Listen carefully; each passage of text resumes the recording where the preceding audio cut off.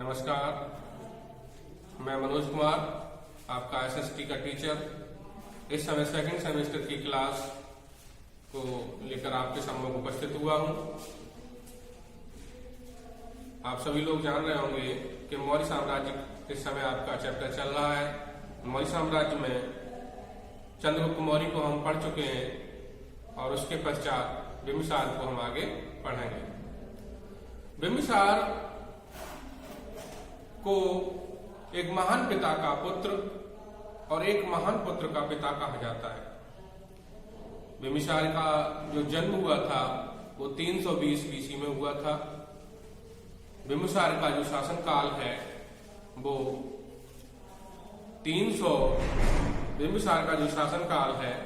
298 BC से लेकर 272 BC तक है। बिंबिसार को अमित्रगात या सिंहसेन के नाम से भी जाना जाता है। इसको पुराणों में बुद्धसार भी कहा गया है। बिंबिसार की मां का नाम दुर्धरा था। बिंबिसार के पिता का नाम चंद्रगुप्त मौर्य था। बिंबिसार की पत्नी सुभद्रांगी को बताया जाता है और ऐसा माना जाता है कि बिंबिसार के जो पुत्र थे उसमें अशोक, सुसीम और विगताशोक इनके प्रमाण प्राप्त होते हैं। इसके शासनकाल में कई बार विद्रोह हुए। हम कह सकते हैं कि बिंबिसार ने अपने समय में जो मौर्य साम्राज्य की जो उसे विरासत मिली थी उसको बहुत अधिक नहीं बढ़ाया, लेकिन ये जरूर है कि बिंबिसार ने अपने पिता के द्वारा जो साम्राज्य प्राप्त किया था उसको अखंड बनाए रखा, अर्थात उसको अगर बढ़ाया नहीं तो उसको उसने कम भी नहीं होने दिया। बिंबिसार एक दूरदर्शी शासक था, दूरदृष्टि वाला शासक था।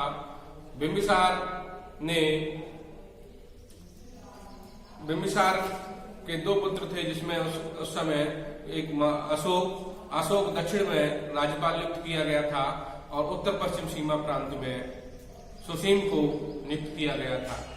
ऐसा बताया जाता है कि एक बार सुसीम जो तक्षशिला में राज्यपाल था वहां विद्रोह हो गया और उस विद्रोह को नहीं दबाया जा सका। लेकिन जब अशोक विद्रोह दबाने के लिए गया तो बताते हैं कि अशोक के आने से पूर्व ही वो विद्रोह समाप्त हो गया। बिंबिसार के समय में ही जो महामंत्री का पद था चाणक्य पर ही रहा। बिंबिसार के समय सीरिया का शासक एंटियोकस प्रथम था जिसने अपने राजदूत को डायमेकस को बिंबिसार के दरबार में भेजा था। बिंबिसार के बारे में बहुत ज्यादा युद्ध या वर्णन की चर्चा नहीं मिलती है, किंतु ऐसा माना जाता है कि इसके समय में जो विदेशी साम्राज्य थे या विदेशों के साथ व्यापारिक संबंध रहे, पत्राचार संबंध रहे, व्यवहारिक संबंध रहे। बिंबिसार ने एंटियोकस से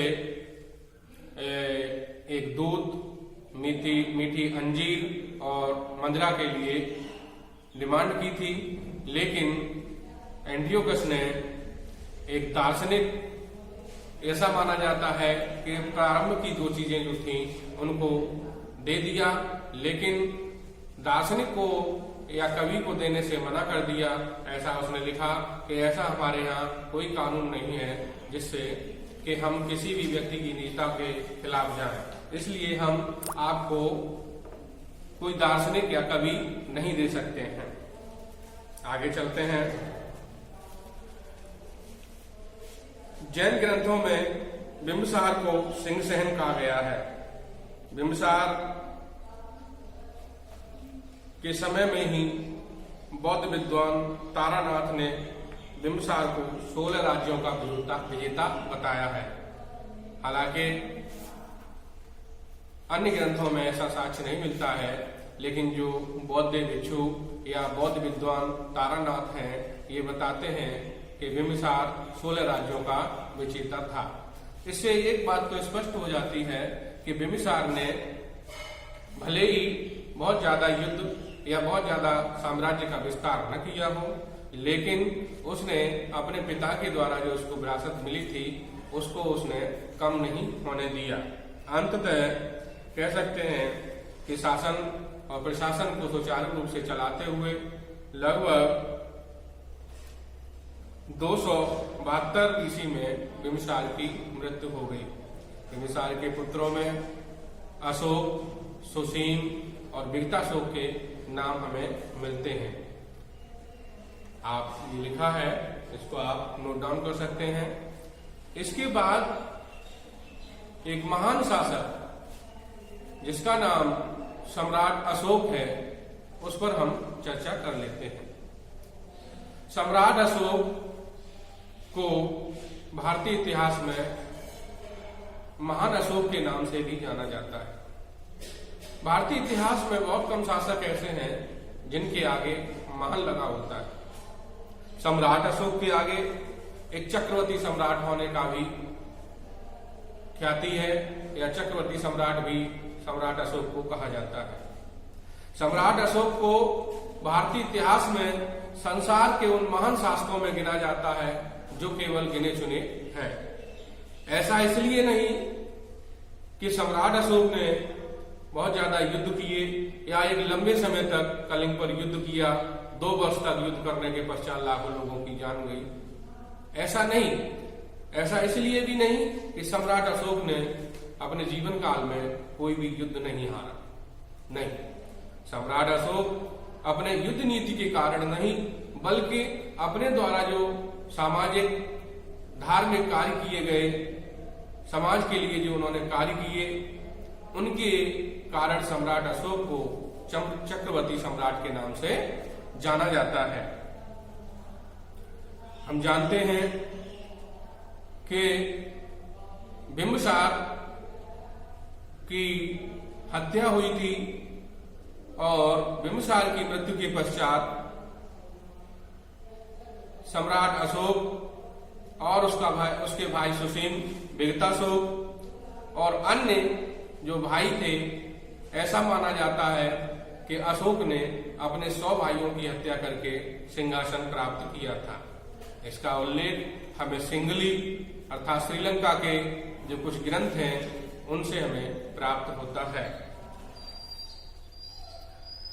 इसी संघर्ष के कारण सम्राट अशोक 269 ईसा पूर्व में सिंहासन पर बैठ सके, अर्थात 2 वर्षों के पश्चात उनका राज्याभिषेक हो सका।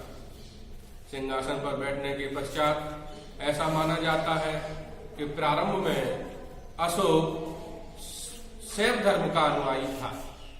एक क्रूर शासक के रूप में उसको जाना जाता था। एक क्रूर शासक के रूप में अशोक को जाना जाता था। अशोक को चंड अशोक के नाम से भी जाना जाता था।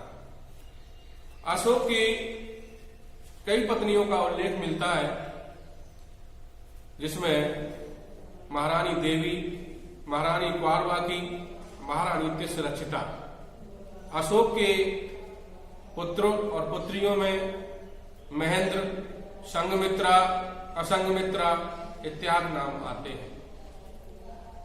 अशोक, मैंने बताया कि प्रारंभ में शैव धर्म का अनुयायी था। अशोक को चंड अशोक के नाम से जाना जाता था, किंतु सिंहासन प्राप्त करने के पश्चात उसने 261 ईस्वी में कलिंग पर आक्रमण किया। कलिंग पर आक्रमण करने का उसका राजनीतिक पहलू भी था। कलिंग जो था पूर्वी सीमा प्रांत में सबसे शक्तिशाली राज्य भी था। इसके अलावा कलिंग पूर्व में बंगाल और बांग्लादेश, म्यांमार जैसी सीमाओं पर स्थित था। कलिंग उस समय समृद्धशाली राज्य भी था। कलिंग पर आक्रमण जब किया तो उसके शासक के बारे में बहुत कुछ जानकारी नहीं मिलती है।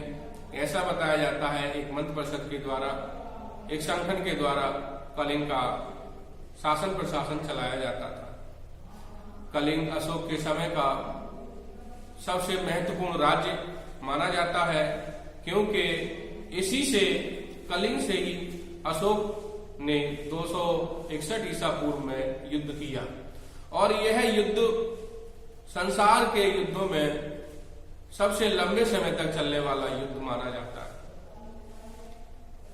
यह लगभग 200 वर्षों तक कलिंग का युद्ध चलता रहा, जिसमें लगभग 1 लाख व्यक्तियों की जान गई, लगभग 1.5 लाख व्यक्ति घायल हुए और हजारों की संख्या में ऐसा माना जाता है कि युद्ध में लोग घायल हुए, हजारों की संख्या में घर बदर हो गए, हजारों की संख्या में परिवार इधर के उधर हो गए।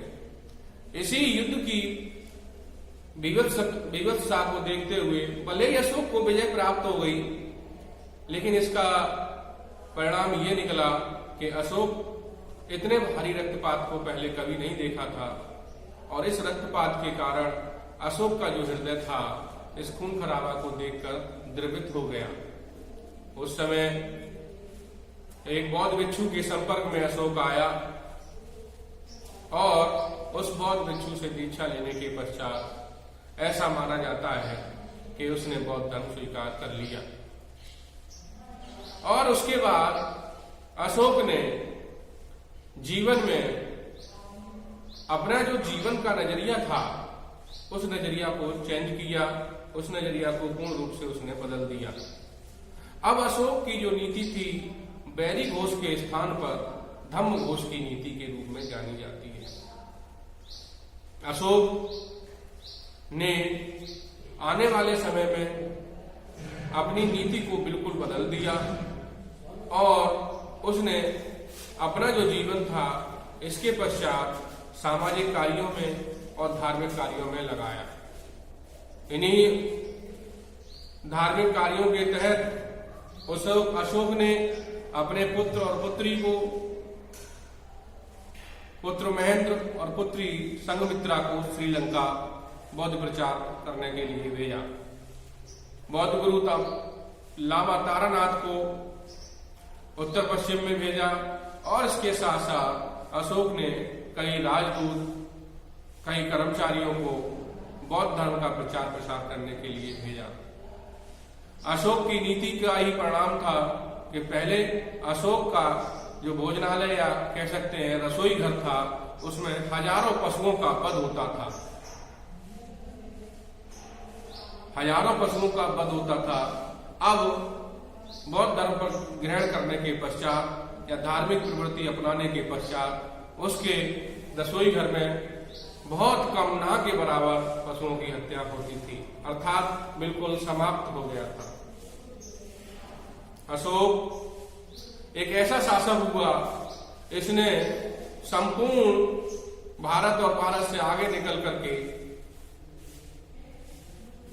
देशों के साथ बौद्ध धर्म का प्रचार प्रसार किया और लोगों में धार्मिक प्रवृत्ति को जगाने का कार्य किया, लोगों को एक साथ रहने का कार्य किया। अशोक ने इसके लिए बहुत सारे कार्य किए, समाज सेवा के लिए और धार्मिक प्रचार प्रसार के लिए, आगे बढ़ाने के लिए कुछ महत्वपूर्ण कदम भी उठाए। इसके लिए अशोक ने शिलालेखों, अभिलेखों और स्तंभ लेखों को बनवाया। उसने संपूर्ण भारतीय सीमा में और उससे आगे निकलकर शिलालेखों को खुदवाया। इन शिलालेखों में अशोक के जो आदेश हैं उन आदेशों को लिखा गया है। अशोक के शिलालेखों का जो लेखक है उसको चापड़ के नाम से जाना जाता है। अशोक के शिलालेखों की जो शैली है, जो लिपि है, वो चंपू लिपि है। ऐसा भी माना जाता है कि भारतीय इतिहास में पत्थर पर शिलालेखों का या पत्थरों पर शिलालेखों की शुरुआत करने वाला जो शासक है वो अशोक को ही माना जाता है। अच्छा, आप लोग कह सकते हैं कि पत्थरों पर शिलालेख या पत्थरों पर लेख खुदवाने का क्या कारण था? पत्थरों पर या स्तंभों पर लेख खुदवाए इसलिए खुदवाए ताकि ये लंबे समय तक बने रहें और इनमें आने वाले समय में कोई बहुत ज्यादा परिवर्तन न कर सके। राज्य आज्ञाओं को उन्होंने स्तंभ लेखों और शिलालेखों पर अंकित कराया। समझ में आ रहा है? आगे बढ़ते हैं। अशोक के लगभग 13 शिलालेख मिले हैं जो विभिन्न भारत के भिन्न भिन्न स्थानों से मिले हैं। जैसे आपका पेशावर में मिला है, काबुल में मिला है, कलसी में मिला है, शहबाजगढ़ी में मिला है, धौली में मिला है, जौगढ़ में मिला है। इन समस्त स्थानों पर अशोक के शिलालेख मिले हैं। इन शिलालेखों में अशोक ने 13 राजाज्ञाओं का उल्लेख किया है। 13 राजाज्ञाओं का उल्लेख अशोक ने अपने शिलालेख में किया है। अशोक अपने आप को देवनामप्रिय के नाम से संबोधित कराता था, या अशोक को देवताओं का प्रिय शासक, या अशोक अपने को प्रियदर्शी के नाम से भी कहलवाता था। अशोक का जो वास्तविक नाम अशोक है वो उसके मास्की, गुर्जरा, उड़ेगोलम नामक अभिलेखों से ही प्राप्त होता है। कौन कौन से अभिलेख? अशोक का जो वास्तविक नाम है वो मास्की, गुर्जरा और उड़ेगोलम, ये 3 अभिलेख हैं जिनसे अशोक का वास्तविक नाम हमें प्राप्त होता है। इसके अलावा अशोक को अशोक वर्धन के नाम से भी जाना जाता है।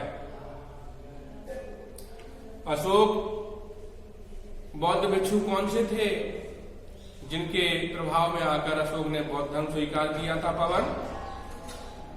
हाँ, उपगुप्त। Very good. हाँ, पवन क्या बताया? उपगुप्त। Very good. उपगुप्त नामक बौद्ध भिक्षु के संपर्क में आकर अशोक ने बौद्ध धर्म स्वीकार किया था।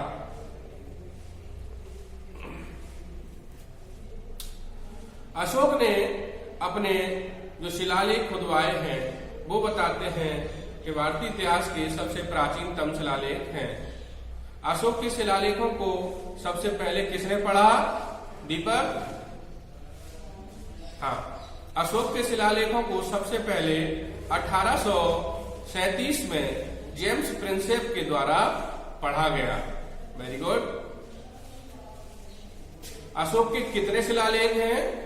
अशोक के 13 शिलालेख हैं। अशोक कौन से शिलालेख में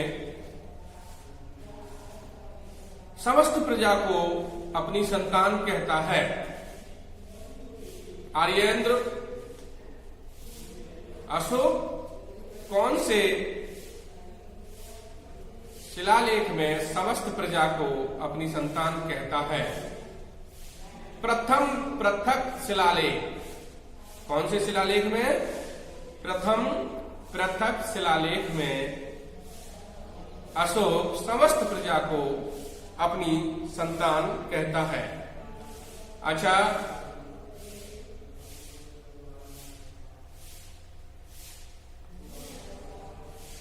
अवनीश, ये बताइए अशोक के शिलालेखों की लिपि कौन कौन सी है? Kharosthi, Aramaic, Brahmi. Very good. Ashoka के सबसे ज्यादा शिलालेख किस लिपि में लिखे गए हैं? पूनम, अशोक के सबसे ज्यादा शिलालेख किस लिपि में लिखे गए हैं? ब्राह्मी लिपि। हाँ, वेरी गुड। ब्राह्मी लिपि में अशोक के सबसे ज्यादा शिलालेख लिखे गए हैं। अच्छा, उसके अशोक के जो 13 शिलालेख हैं उनमें क्या क्या मिलता है? चलिए हम आपको बताते हैं। अशोक का जो पहला शिलालेख है उसमें ये वर्णन है कि पशु बलि की वह निंदा करता है। पहले शिलालेख में वह पशु बलि की निंदा करता है। द्वितीय शिलालेख में अशोक ने मनुष्य एवं पशु दोनों की चिकित्सा व्यवस्था की व्याख्या की है, अर्थात जीव हत्या, जीवों की सुरक्षा की बात करता है। दूसरे शिलालेख में क्या कहता है? पशुओं के और मनुष्यों के लिए चिकित्सा की बात अशोक अपने दूसरे शिलालेख में करता है। अशोक अपने तीसरे शिलालेख में राजकीय अधिकारियों को यह आदेश देता है कि वे हर 5वें वर्ष के उपरांत राज्य के दौरे पर जाएं। इस शिलालेख में कुछ धार्मिक नियमों का भी वो आदेश देता है। अशोक अपने चौथे शिलालेख में इस अभिलेख में बैरी घोष की जगह दम घोष की बात करता है, अर्थात चौथा शिलालेख क्या कहता है कि बैरी घोष अर्थात शत्रुता के स्थान पर धार्मिक प्रचार प्रसार की बात वो करता है। अशोक अपने 5वें शिलालेख में क्या कहता है? अशोक अपने 5वें शिलालेख में धर्म महामात्रों की नियुक्ति की बात करता है, अर्थात क्वेश्चन आता है कि अशोक 5वें शिलालेख में किस बात का उल्लेख करता है? धर्म महामात्र अर्थात जो अधिकारी नियुक्त किए हैं राज्य के दौरे पर जाने के लिए, उनकी नियुक्ति की बात करता है। क्वेश्चन ऐसे भी आ सकता है कि धर्म महामात्रों की नियुक्ति अशोक किस शिलालेख में करता है? 5वें शिलालेख में करता है। छठे शिलालेख में वह अपने आत्मनियंत्रण की शिक्षा देता है कि व्यक्ति को आत्मनियंत्रित होना चाहिए। 7वें शिलालेख में अशोक तीर्थ यात्राओं का उल्लेख करता है। 8वें शिलालेख में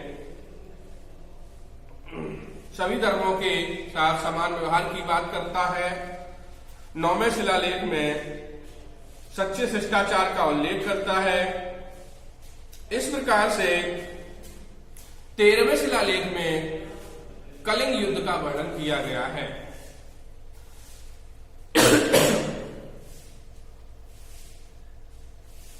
अशोक के 13वें शिलालेख में कलिंग युद्ध का वर्णन हमें देखने को मिलता है।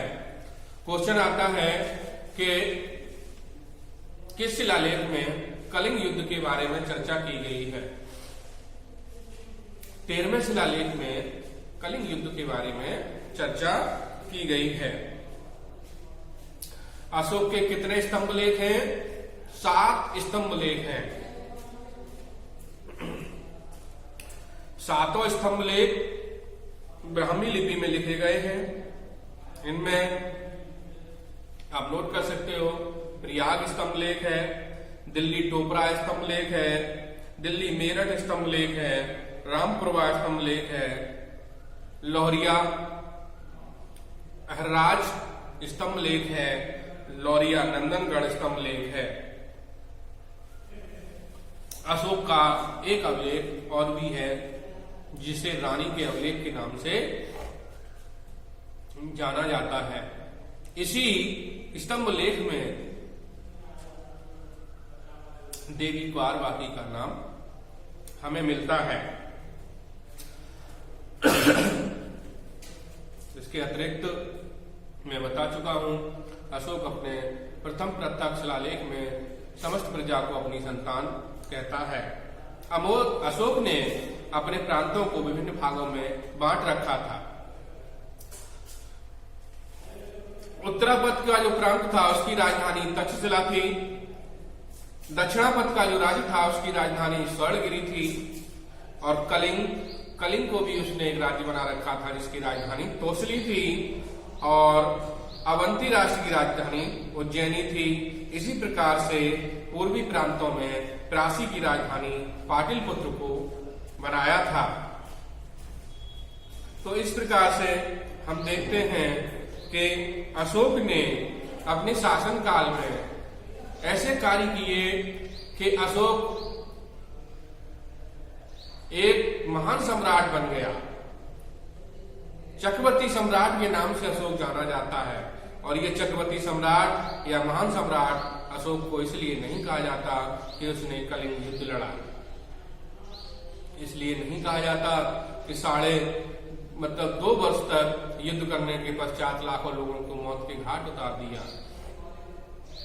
इसलिए कहा जाता है कि इतना रक्त रंजित होने के पश्चात, इतना विवत शासक क्रूर होने के पश्चात भी उसका हृदय दयालु था। उसने जब ऐसे चित्रों को देखा, उसने अपने जीवन काल में ऐसी घटनाओं को देखा, तो उसने क्रूरता को छोड़ दिया और धार्मिक प्रवृत्ति को अपना लिया।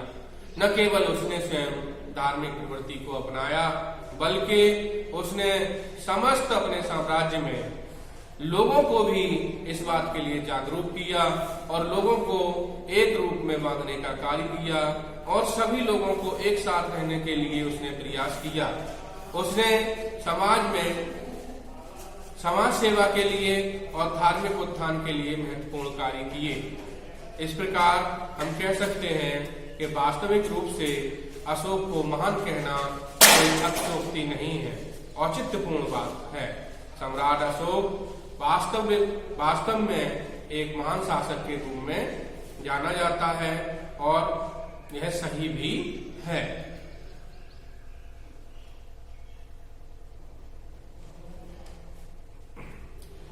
ठीक है, हम समझते हैं कि ये जो चैप्टर है बिम्बिसार के बारे में हमने आपको बताया, बिम्बिसार के जीवन काल के बारे में बताया, बिम्बिसार की उपलब्धियों के बारे में, इसके पश्चात महान सम्राट अशोक के बारे में बताया। आप सभी लोग इस चीज से संतुष्ट होंगे। कोई अगर क्वेरी है तो आप हमसे पूछ सकते हैं। नमस्कार।